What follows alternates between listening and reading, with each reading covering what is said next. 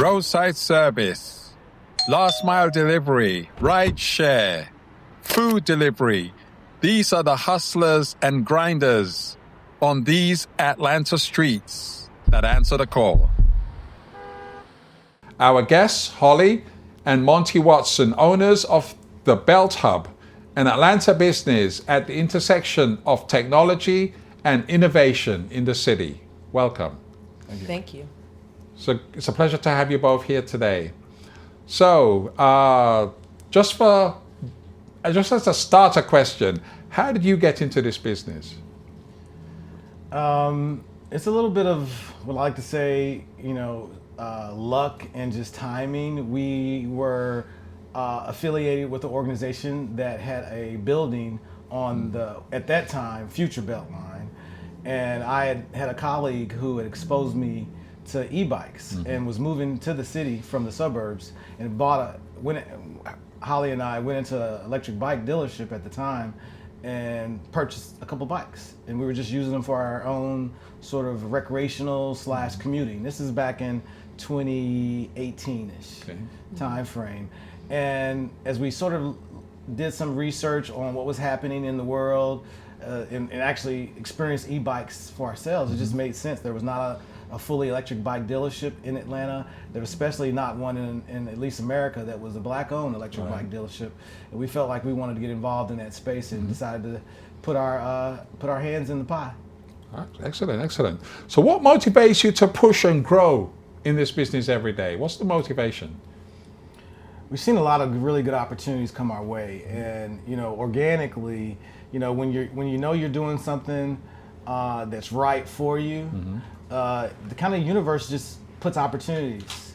We open up our flagship location on English Street over at the Northwest Trail in West Midtown, and then we've only been open. It'll be 2 years in May 10th. Okay. So that really just, and we've already got a second location and are going on our third and fourth right now. So the opportunity to actually see, by being in the right place at the right time and seeing how the universe sort of pushes you forward, just keeps us motivated. And in addition, just the love that we see people when they get on the bikes, it makes them feel like a kid again. And it just really gives us a lot of just good, positive joy ourselves. Right. And besides the fun of it, I know there's a health aspect. Obviously, staying out in the open. It's good for the environment. Yeah. It's good personally, for people's health. So I think it's a win-win all around. So, I was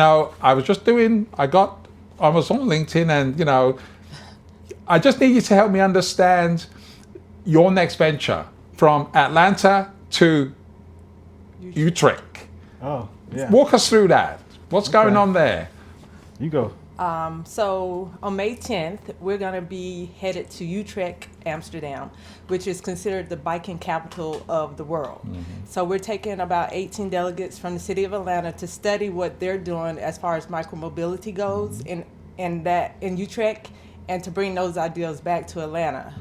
That's the goal. Excellent. Yeah, if you know anything about Holland and the Netherlands, they got more bikes than they have people. Right. And, we see an opportunity for Atlanta to be one of the leading cities in America to really push forward bikeable, more micromobility. We need it. We got enough cars, we got enough people, but we don't have enough infrastructure. So we're hoping that the learning that we'll gain, and the folks, we're taking folks from the Atlanta Regional Commission, the City of Atlanta government, some urban planners are going to be with us. So folks that are actually on the ground doing what we're seeing here are going to be with us, and we hopefully are going to come back really inspired. Right. So the Beltline is kind of a controlled environment.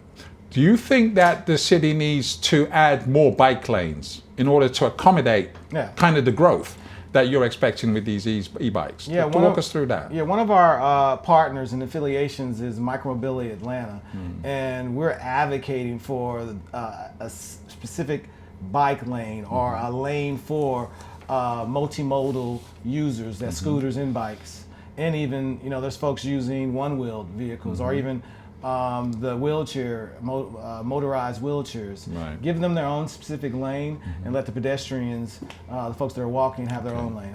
I think that's the way to go. Okay, so that's pretty much the future that we're looking at Atlanta, and I think that helps us to really step up as a city to what some of the other countries around, the people around the world, the countries, the communities around the world are doing with e-bikes and with, kind of really protecting the environment. Yeah. What problem did you see in transportation that made you start an e-bike? Was there a specific problem in transportation, in mobility, that made you really start it, outside of just seeing it as an opportunity? It's the last and first mile. Micromobility specifically is a and McKinsey says it's around a $350 billion industry. And it specifically is solving that issue that we have from our house to the grocery store, or from Mercedes-Benz Stadium to the MARTA station. It's typically a mile challenge. And you don't need a car for that. Right? So, the problem that we saw is that, from an access perspective, there's folks that can't afford cars, and e-bike's just game changer. You can take an e-bike and go 70 miles on a single charge. Now you're actually able to move around fluidly and don't have to spend $1,000 on car payments and insurance. So it's a level ground that it does. So that's really what excites us about the industry, and the freedom and the access it gives folks that can't afford vehicles. And again, as you mentioned before, cars are expensive, and the opportunity from a sustainability perspective, from an environmental perspective, is huge using electric motorized vehicles. So the impact for last mile, for food delivery, using e-bikes, is that something that you see as a growth opportunity in the future? Where, obviously everybody's driving their cars right now to do last mile delivery, food delivery, and whatever other gig that's out there. Do you see e-bikes as being kind of the alternative mode of transportation in the future to manage those gigs?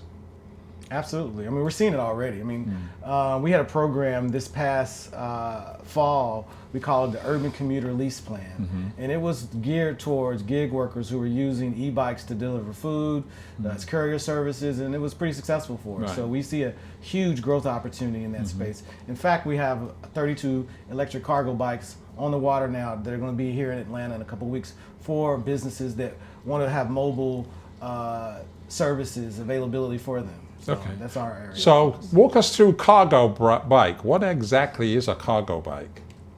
There's several platforms, but you have the front loader. They're electric bikes that you can move a lot of cargo. In some cases, the ones that we have front loaded cargo bikes, I think it's about 300 pounds of cargo it can hold. So really doing damage as it relates to packaging, food delivery, so forth and so on. So that's what a cargo bike is. And it's not just for courier services. We have customers who have cargo bikes to put precious cargo, their children on the back of the bikes, or even just grocery shopping. So there is use for just your own personal use, but also for businesses like UPS and FedEx is who we're targeting and thinking about that sort of last and first mile delivery.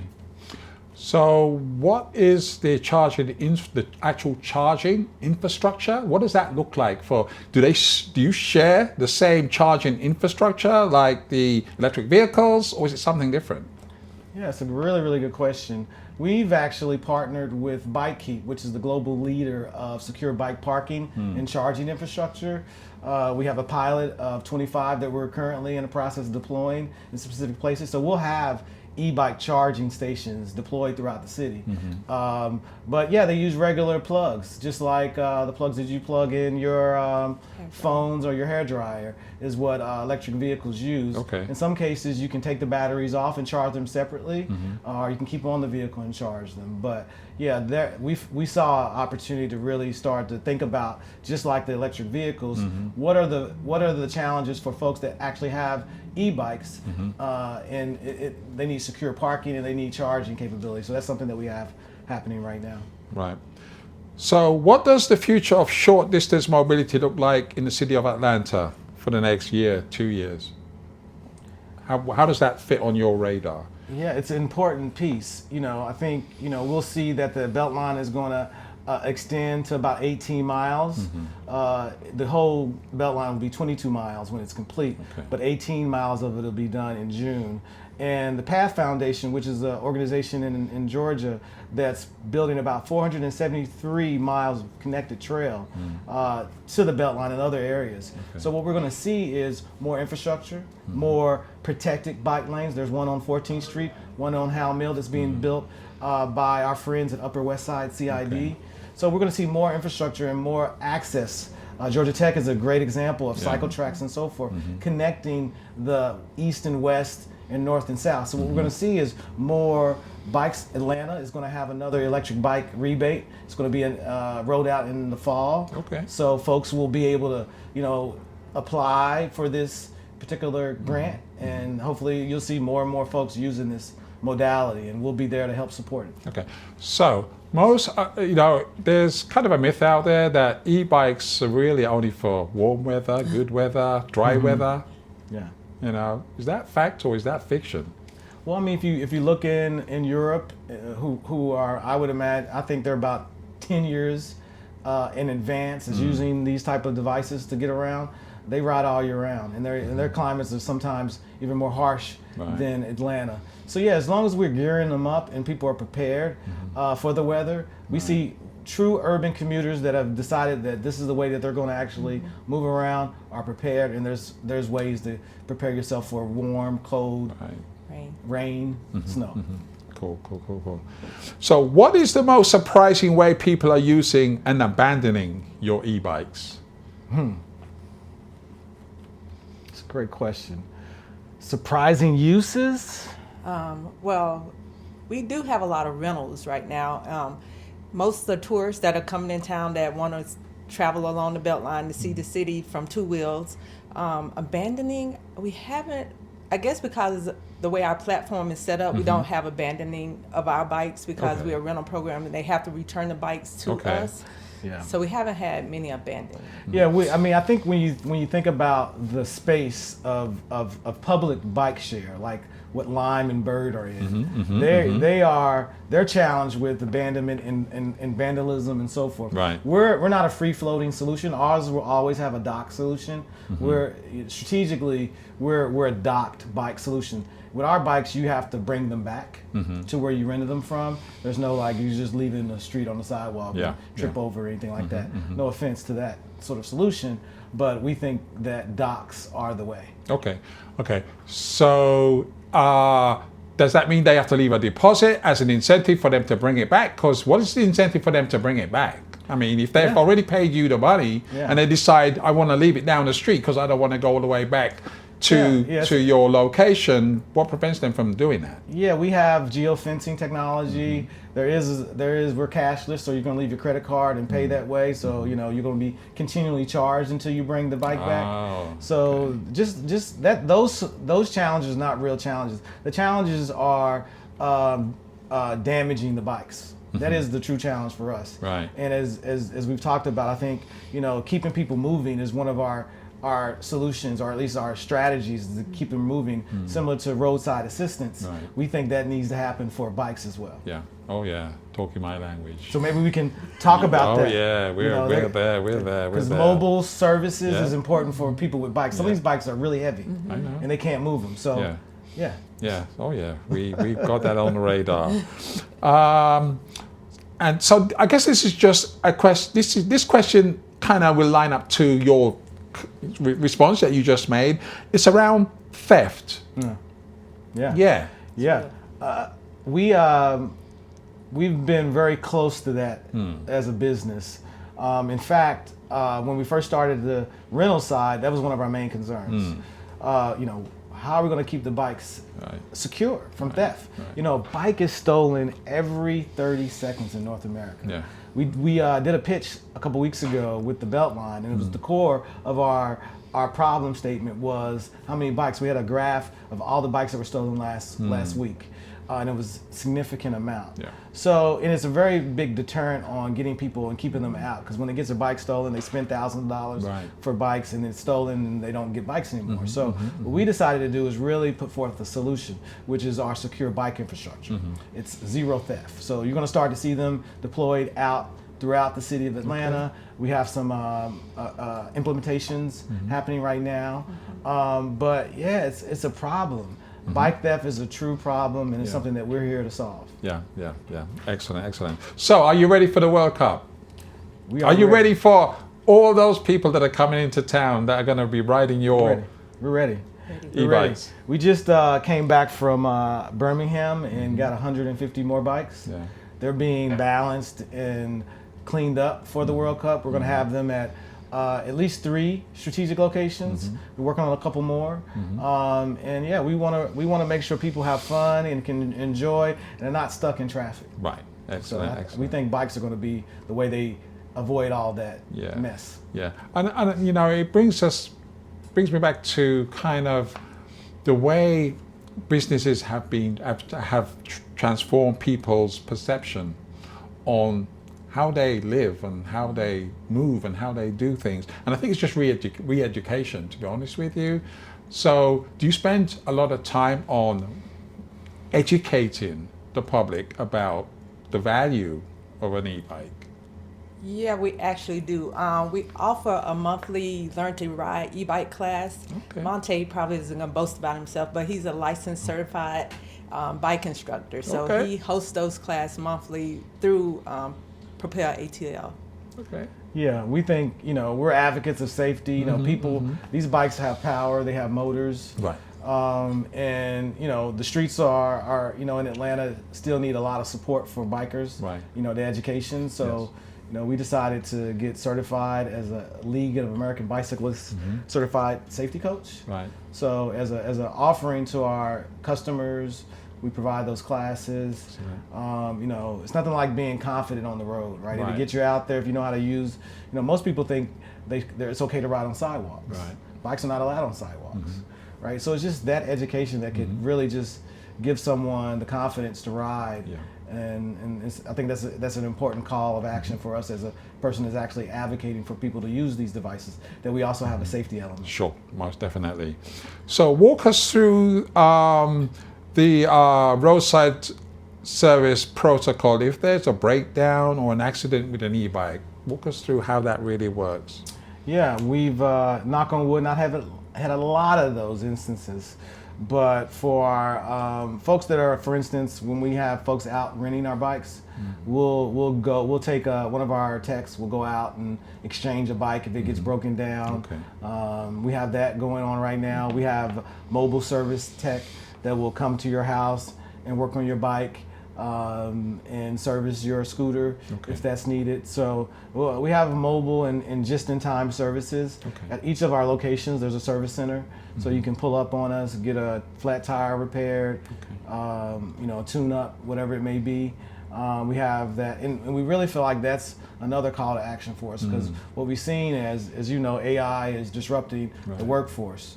And our kids and the future generation are not going to rely on knowledge workers to work behind a computer in the future. So skilled workers are going to be in demand. So we're building out a workforce development program focused on light electric vehicles, getting people certified to work on those vehicles, because they're out here. But they don't have service right now. So that's a huge opportunity. Right, you bet. Yeah. Speaking my language. So if someone is listening and is still on the fence, what would you tell them about trying an e-bike this week or this weekend? First, let's dispel the rumor or the lack of the myth. The myth, thank you, that you don't get exercise on an e-bike. That's not true. In fact, e-bike riders ride 340% more than regular acoustic or analog bikes. Because they ride longer. We have couples, we always tell them, don't buy one, trust me, don't buy one. Because when they buy one, it takes about 2 weeks for the husband or the wife to buy theirs, because they can't keep up. They'll say, oh, I got a bike, I can ride, she can ride the e-bike and I'll ride my regular bike. Don't last. So, you get exercise, always buy 2 if you're in a relationship, And what do you think? I would say also, you took all the things I was going to say. It's like, Yeah. Okay. So, how can our viewers and our podcast guests get in touch with you? How do they get in touch with you?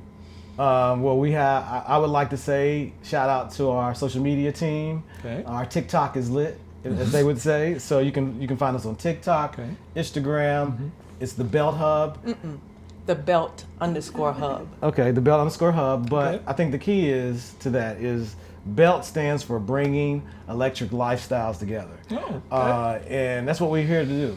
We feel like we're all electric, right? We need to come together, and it's nothing like doing it on two wheels. Okay. I like that. Bringing electric lives together. Nice ring. Okay.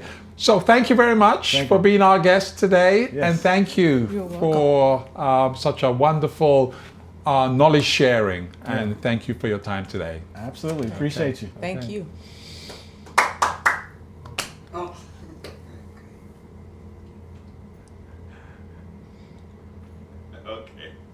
Mobility is the heartbeat of Atlanta, Georgia.